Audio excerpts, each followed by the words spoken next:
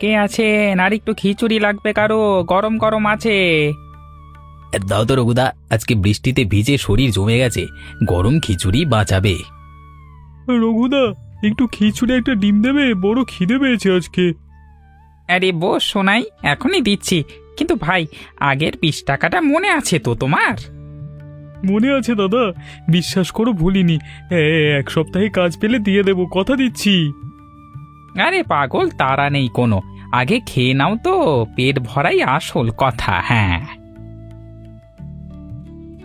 রঘুদা, তুমি এমনি করলে তো দোকান চালাতে পারবে, মানে পারবে না একদিন। আরে দোকান চলে যাবে, কিন্তু মানুষ না খেয়ে থাকলে সেটা আমি সহ্য করতে পারি না ভাই। এই বৃষ্টির দিনে সবারই তো কষ্ট, একটু সাহায্য করলে কি হয়? রঘুদা, তুমি না থাকলে এই গ্রামে গরিব মানুষদের অবস্থা কি হতো বলো তো? বাড়িয়ে বলিস না শোনাই, খেয়ে নে চুপ করে, মানে চুপচাপ খেয়ে নে। ঠিকই ঠিকই শোনাই, ঠিকই বলেছে রঘুদা, তুমি না থাকলে এই বর্ষায় অনেকেরই না খেয়ে থাকতে হতো। সত্যি দাদা, তোমার মতো মানুষ এই গ্রামে আর একটাও নেই। হ্যাঁ, সোনাই একদম ঠিকই বলেছে। রঘুদা, তুমি গ্রামের সম্পদ। থাম থাম, এত প্রশংসা করলে লজ্জা লাগে। খেয়ে নে এবার তাড়াতাড়ি, বৃষ্টি আবার শুরু হবে মনে হচ্ছে।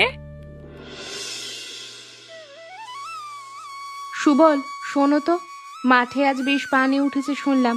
এখন মাছ ধরলে ভালো মাছ পাওয়া যাবে। সত্যি মা? তাহলে তো আজকে বিকেলেই যেতে হবে। আমিও যাব মা, আমিও মাছ ধরবো। তুই তো এখনো ছোট ভোলা, কাদায় পড়ে যাবি যে। আমি ছোট নই মা। থাক মা, ও সঙ্গে গেলে সমস্যা নেই, আমি খেয়াল রাখবো। ঠিক আছে, কিন্তু সাবধানে থাকিস। তোর বাবা এলে সবাই মিলে যাবি। কি রে, মাছ ধরতে যাওয়ার কথা হচ্ছে নাকি? আমিও চলি তাহলে তোর সাথে। হ্যাঁ বাবা, চলো চলো। আজকে হোটেল একটু আগেই বন্ধ করে দিলাম, ভাবলাম তোদের সাথে একটু সময় কাটাই। ভালোই করেছো। ছেলেরা সারাদিন তোমার জন্যই অপেক্ষা করে।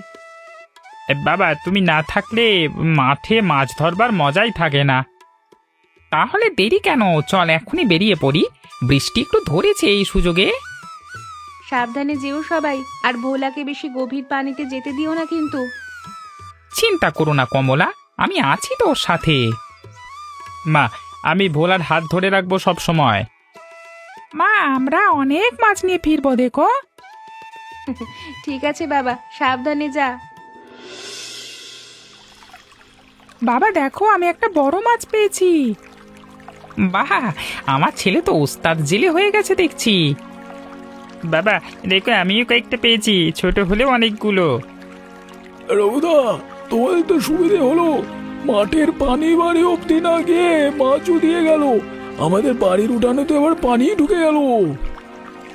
আর তোমাদের ওদিকটা একটু নিচু তো, তাই আমাদের বাড়িটা গ্রামের সবচেয়ে উঁচু জায়গায়, তাই পানি ঢোকে না কখনো। ভগবান, তোমরা সত্যি। যাক, চলে এখন। সাবধানে যাও ভাই, রাস্তা পিচ্ছিল হয়ে আছে। বাবা, আজকে কতগুলো মাছ পেলাম মোট? বেশ ভালোই হয়েছে, এইগুলো দিয়ে কালকের হোটেলে তরকারিও হয়ে যাবে, আর ঘরেও রান্না হবে। বাবা, আমরা কি প্রতিদিন এভাবে মাছ ধরতে আসতে পারি? বর্ষার সময়টাতেই তো এই সুযোগ থাকে বাবা, সারা বছর তো পাওয়া যায় না। আমার পাওয়া বড় মাছটা কিন্তু আমি একাই খাবো বাবা। হ্যাঁ ঠিক আছে রে বাবা, ঠিক আছে, তোরই থাকবে সেটা। বলা, তুই তো একটাই মাছ পেয়েছিস, আর আমি পেয়েছি 5টা। কিন্তু আমারটা সবচেয়ে বড়। দুজনেরই তো ভাগ্য ভালো আজকে দেখছি। দুজনেই তো ভালো করেছিস, ঝগড়া করিস না, চল এবার বাড়ি ফিরি, মা অপেক্ষা করছে।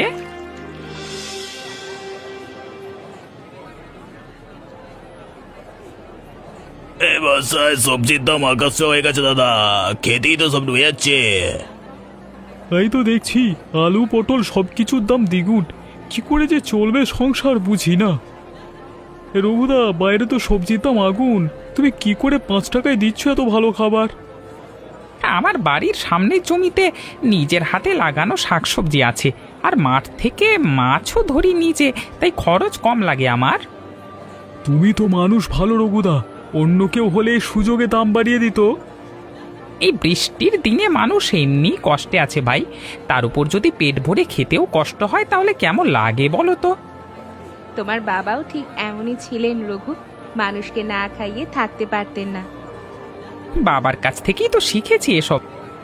তোমার বাবার কথা খুব বলো তুমি রঘুদা, মানুষটা নিশ্চয় অনেক ভালো ছিলেন। হ্যাঁ, ভালো ছিলেন মানে?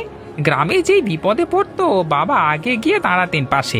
আমি তো শুধু সেই পথটাই অনুসরণ করবার চেষ্টা করি।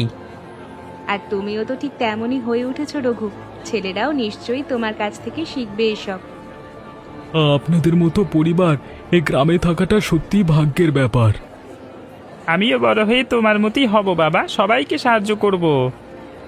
সেটাই তো চাই বাবা।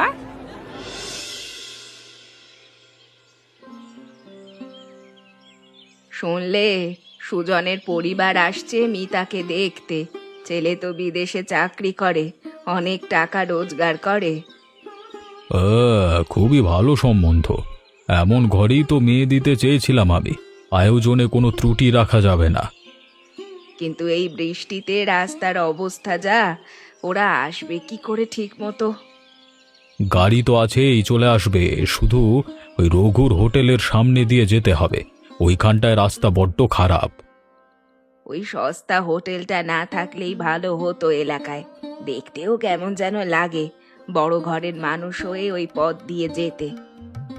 সেটাই তো, ওই রঘুর মতো মানুষের জন্যই তো এলাকার মান কমে যায়। যাগ্গে দেখা যাক কি হয়। যাই হোক, মিতার ঘরটা একটু গুছিয়ে রাখি, ওরা দুপুরের মধ্যেই এসে পড়বে। ঠিক আছে গিন্নি, তুমি দেখো সব, আমি একটু বাইরে যাচ্ছি। আর শোনো, সুজনের বাবাকে বলে রেখো আমাদের বাগানের সেরা আমগুলো যেন পাঠানো হয় ওদের জন্য। ভালো একটা মানে মানে করতে হবে তো, মানে চোখে একটা, বুঝতে পারছো তো? তুমি সব সময় এত হিসেব করে চলো কেন বলো তো? সমাজের মান বজায় রাখতে হলে হিসেব করেই চলতে হয় গিন্নি, এটাই নিয়ম। তুমি না বড্ড বেশি ভাবো এসব নিয়ে। মেয়ের সুখটাই তো আসল, বাকি সব তো লোক দেখানো। লোক দেখানো বলছো, কিন্তু সমাজে থাকতে গেলে এসবও দেখতে হয় গিন্নি। যাক, তুমি ঘর গোছাও, আমি একটু বাজারে যাই দরকারি জিনিসপত্র আনতে।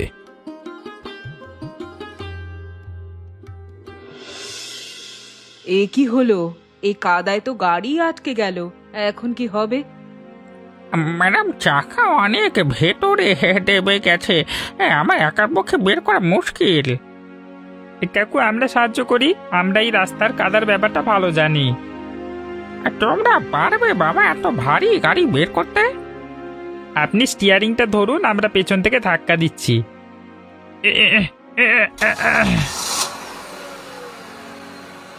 তোমাদের অনেক ধন্যবাদ বাবারা, তোমরা না থাকলে আজ আমরা আটকেই থাকতাম।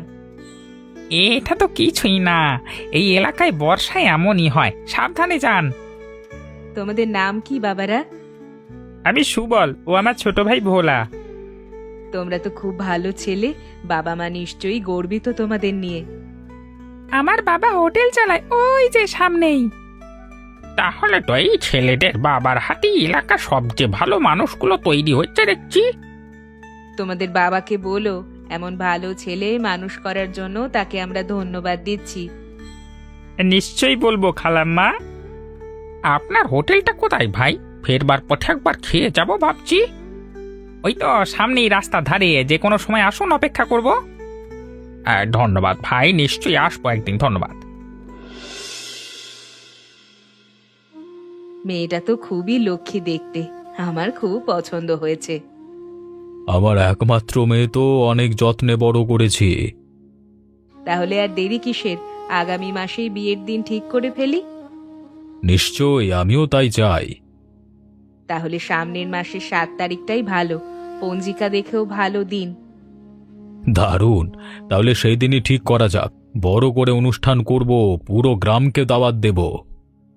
সুজন তো বিয়ের পর বেশি দিন দেশে থাকতে পারবে না, ওকে আবার ফিরে যেতে হবে বিদেশে কাজে। বুঝি, চাকরির ব্যাপার, মানিয়ে নিতে হবে সবাইকে। আপনার মেয়ে খুব ভালো থাকবে ওখানে, এই কথা দিচ্ছি আমি। হা হা, আপনাদের উপর পূর্ণ ভরসা আছে আমার। আমিও কথা দিচ্ছি রায়মশাই, মিতাকে নিজের চোখের মনির মতো রাখব। মা, সুজন তো বিদেশে থাকে, বিয়ের পর আমাকে ওখানে চলে যেতে হবে। তোমাদের ছেড়ে থাকতে পারবো তো?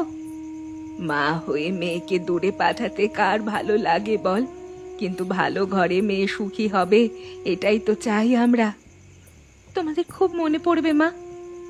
আমরাও তো তোকে দেখতে পাবো ভিডিও কলে। আজকাল তো সেসব সহজ হয়ে গেছে। তাও তো মা, সামনে বসে কথা বলা আর ভিডিওতে কথা বলা কি এক হয়? জানি রে মা, জানি, কিন্তু মেয়েদের জীবনটাই তো এমনই। একদিন তুইও তোর মেয়েকে এভাবেই বিদায় দিবি, তখন বুঝবি আমার মনের কথা। আমি তোমাকে খুব ভালোবাসি মা। আমাদেরও তোকে খুব মনে পড়বে রে মা, কিন্তু এটাই তো জীবনের নিয়ম।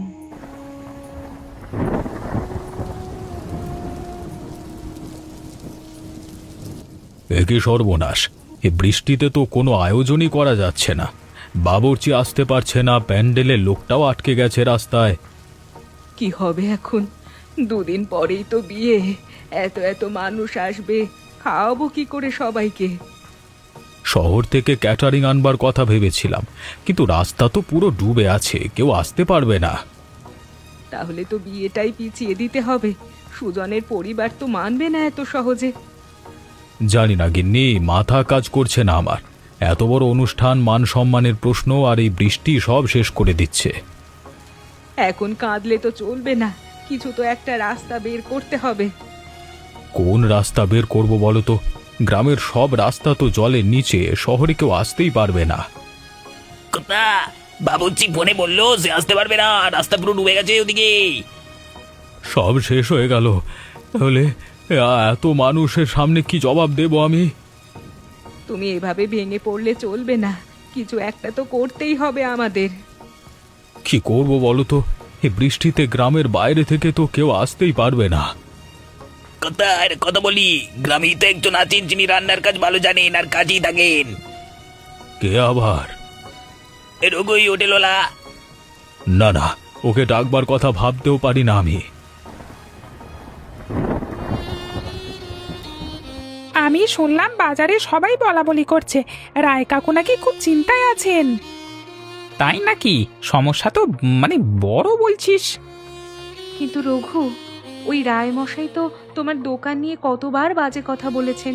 শুনেছি উনি নাকি বলেছিলেন তোমার হোটেলের জন্য এলাকার মান কমে যায়। সেসব কথা মনে রেখে কি হবে কমলা?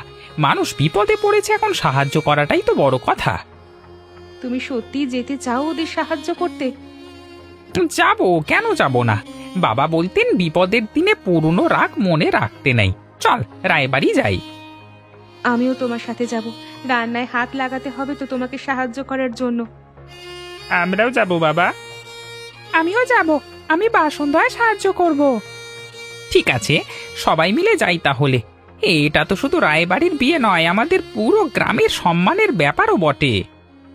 তোমার মনটা সত্যি অনেক বড়। বাবা, তুমি না গেলে হয়তো রায় কাকু কখনো বুঝতেই পারতেন না তুমি কেমন মানুষ। বোঝানোর জন্য তো যাচ্ছি না বাবা, মানুষের বিপদে দাঁড়াতে যাচ্ছি। বোঝা না বোঝা তার ব্যাপার। বাবা, রায় কাকুর বাড়িতে অনেক বড় বড় ঘর না? আমি আগে কখনো যাইনি।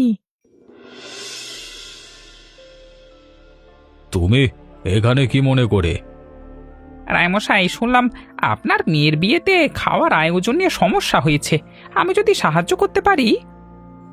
তুমি মানে তোমার হোটেল থেকে খাবার, মানে আমার মেয়ের বিয়েতে, মানে? হ্যাঁ, আমি প্রতি প্লেট 5 টাকা দরে পুরো ভোজের ব্যবস্থা করে দিতে পারি। ভাত, মাছ, সবজি সব থাকবে, আর স্বাদও খারাপ হবে না বলে দিচ্ছি। কিন্তু মানে এত বড় অনুষ্ঠানে, মানে? ওগো, এখন গর্ব দেখানোর সময় নয়। মানুষ সাহায্য করতে এসেছে, আর কোনো উপায়ও তো নেই আমাদের হাতে। ঠিক আছে রঘু, তুমি ব্যবস্থা করো তাহলে, কিন্তু মনে রাখতে হবে, বলে দিচ্ছি। চিন্তা করবেন না রায়মশাই, আপনার মেয়ের বিয়ে আমি যত্ন নিয়ে সামলাবো। কিন্তু এত বড় আয়োজন, কত মানুষ আসবে, তুমি একা সামলাতে পারবে তো? একা কেন, আমার স্ত্রী, ছেলেরা আর গ্রামের অনেকেই সাহায্য করবে। আপনি শুধু চিন্তামুক্ত থাকুন। সত্যি ভগবান আজ তোমাকে পাঠিয়েছেন রঘু, না হলে কি যে হতো। ঠিক আছে, তোমার উপর ভরসা রাখলাম। কবে থেকে শুরু করবে রান্নার আয়োজন? আজকে বিকেল থেকে শুরু করে দেব, সময় তো কম হাতে। কি কি লাগবে তোমার বলো, আমি সব ব্যবস্থা করে দিচ্ছি। চাল ডাল তেল মশলা মজুত আছে আমার দোকানে, শুধু বড় হাঁড়ি কড়াই আর কিছু লোকের হাত লাগবে। আপনার বাড়ির লোকজনও যদি একটু সাহায্য করে তাহলে ভালো হয়। আমিও নিজে হাত লাগাবো, চিন্তা করো না। রঘু, আমি জানি আমি তোমার সাথে আগে ভালো ব্যবহার করিনি, তবু তুমি আজকে এগিয়ে এলে এর জন্য সত্যি কৃতজ্ঞ। পুরোনো কথা বাদ দিন রায়মশাই, এখন কাজে মন দিয়ে চলুন। ঠিক বলেছ, চলো তাহলে শুরু করি।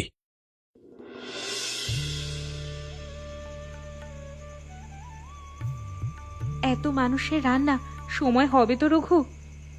হবে কমলা, সবাই মিলে করলে সব হয়। তুমি শুধু মশলাটা ঠিক রাখো। রঘুদা, তুমি তো সত্যিই বড় মনের মানুষ। যে মানুষ তোমার নামে খারাপ কথা বলেছি তার বিপদে পাশে দাঁড়ালি। মানুষের বিপদে পাশে না দাঁড়ালে হোটেল চালিয়ে লাভ কি বলো তো? রঘু, চাল তো শেষ হয়ে আসছে, আর কিছু লাগবে আনতে? আমি এখনই লোক পাঠাচ্ছি বাজারে, চিন্তা করো না। বাবা, মাছগুলো সব কাটা হয়ে গেছে, এবার কি করব? এবার ওগুলো ধুইয়ে রাখ, একটু পরেই ভাজতে শুরু করব। বাবা, আমি বাসন ধুয়ে রাখছি সব। বাহ, আমার ছোট ছেলে তো আজকে বড় সাহায্যকারী হয়ে গেছে। বাবা, আগুন নিভে গেলে তো সব শেষ, তাড়াতাড়ি ঢাকা দাও। আমিও সাহায্য করছি বাবা। সবাই ধরো এই দিকটা, বাতাসে যেন উড়ে না যায়।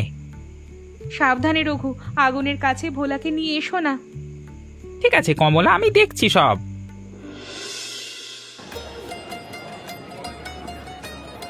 বাহ, এই মাছের স্বাদ তো অসাধারণ। এত কম দামে ভালো রান্না কি করলো? শুনলাম রঘুর হোটেল থেকে এসছে, ওই যে রাস্তার ধারে ছোট হোটেলটা। সত্যি, আমি তো ভাবতে ওটা হবে সাধারণ একটা হোটেল। এত ভালো রান্না করতে পারতে জানতাম না তো। আপনার তো ভাগ্য ভালো, এমন একজন মানুষ পাশের গ্রামে আছে যে বিপদে পাশে দাঁড়ায়। হ্যাঁ, রঘু আজকে না থাকলে সত্যি সমস্যা হতো বড়। রঘু, আজকের জন্য ধন্যবাদ, তুমি ভালো কাজ করেছো। এটা তোমার কর্তব্য ছিল রায়মশাই। রঘু কাকু, খাবার সত্যি অসাধারণ হয়েছে, সবাই খুব প্রশংসা করছে। তোমার বিয়ে বলে কথা মা, ভালো না করলে চলে? তুমি না থাকলে আজ যে কি হতো ভাবতেই পারছি না। আপনার এই উপকার আমরা মনে রাখবো কাকা। আরে থাক থাক, এসব বলতে হবে না। তোমরা সুখী হও, এটাই আমার চাওয়া। তোমার এই কথাগুলো আমি সারা জীবন মনে রাখবো কাকু। রায়মশাই, একটা কথা বলি শুনবেন? আপনি হয়তো ভুলে গেছেন, কিন্তু আমি মনে রেখেছি। কি কথা কাকা? 25 বছর আগে যে বন্যায় আপনাদের বাড়িঘর সব ভেসে গেছিল, মনে আছে? তখন আপনারা থাকবার জায়গা না পেয়ে রঘুর বাবার বাড়িতে টানা 1 মাস আশ্রয় নিয়েছিলেন। রঘুর বাবা নিজের সংসারের কষ্ট করেও আপনাদের খাইয়েছিলেন, কোনোদিন একটা পয়সাও চাননি। আমি এ কথা প্রায় ভুলেই গেছিলাম কাকা। রঘুর বাবা মারা যাওয়ার আগে বলেছিলেন, আমরা মানুষকে সাহায্য করি প্রতিদান পাওয়ার জন্য নয়। রঘু তার বাবার সেই কথা মেনেই চলে, আজও দেখিনি। আর আমি এতদিন ওই ছেলেটার হোটেল নিয়ে ছোট কথা বলে এসেছি, ছোট বড় অপমান করেছি। এখনো সময় আছে রায়মশাই ভুল শোধরানোর। কাকা, আমি কি করে ভুল শোধরাবো বলুন তো? এতগুলো বছর আমি তো নিজের অতীতই ভুলে গেছিলাম। টাকা দিয়ে কিচ্ছু হবে না রায়মশাই। রঘু সেই বাবার ছেলে যে বিনিময় চায় না, আপনি শুধু ওকে সম্মান দিন, এটাই যথেষ্ট। আমি সত্যি লজ্জিত কাকা, এতদিন ছোট মনে মানুষটাকে বিচার করেছি, অথচ তার পরিবারের কাছেই আমরা এত ঋণী। এখন গিয়ে সরাসরি কথা বলুন ওর সাথে, দেরি করবেন না। হ্যাঁ কাকা, আপনি ঠিক বলেছেন, এখনই যাচ্ছি। যান, আর মনে রাখবেন সম্মান দিয়ে কখনো বনে কথা বলবেন, ও যা করেছে তার প্রাপ্য হচ্ছে সম্মান। ধন্যবাদ কাকা, আজকে আপনি আমার চোখ খুলে দিলেন। রঘু, আমি তোমার কাছে ক্ষমা চাইতে এসেছি। তুমি জানো, তোমার বাবা আমাদের পরিবারকে একদিন আশ্রয় দিয়েছিলেন, আর আমি সেই ঋণ ভুলে গিয়ে তোমাকেই ছোট চোখে দেখেছি এতদিন। হ্যাঁ, আপনি জানেন এ কথা? নেপাল কাকা মনে করিয়ে দিলেন, বলো বলো কি করে ঋণ আমি শোধ করব? টাকা নেবে? না রায়মশাই, টাকা এসব শোধ হয় না। আপনি শুধু এইটুকু মনে রাখবেন, বিপদে মানুষে মানুষের পাশে দাঁড়ায়, ছোট বড় দেখে না। এটাই আমার বাবার দেখানো একমাত্র শিক্ষা। তোমার বাবার মতো মানুষ সত্যি বিরল রঘু। আমি ভুল ছিলাম, বহুদিন ধরেই ভুল ছিলাম। ভুল সূত্রে নিয়েছেন, এটাই যথেষ্ট। এত ভাববার দরকার নেই। না রঘু, একটা কথা রাখো আমার, আজকে থেকে তোমার হোটেলে আমিও মাঝে মধ্যে খেতে আসবো। লুকিয়ে না, সবার সামনে দিয়েই আসবো। আপনাকে স্বাগতম, যে কোনো দিন আসুন। আজ থেকে তুমি আর তোমার পরিবার আমাদের কাছে অতিথি নও রঘু, আপন মানুষ। এত বছর পর এই কথাটা শুনতে পাবো ভাবিনি। দেরিতে হলেও বুঝেছি, এটাই বড় কথা কমলা। আমরা এখন থেকে সব সময় একসাথে থাকবো, তাই না বাবা? হ্যাঁ রে বাবা, এখন থেকে সবাই একসাথেই থাকবো। বাবা, দিদিটা কাঁদছে কেন? ও তো বিয়ে করে খুশি হওয়ার কথা। কিছু কান্না সুখেরও হয় রে ভোলা, বড় হলে বুঝবি।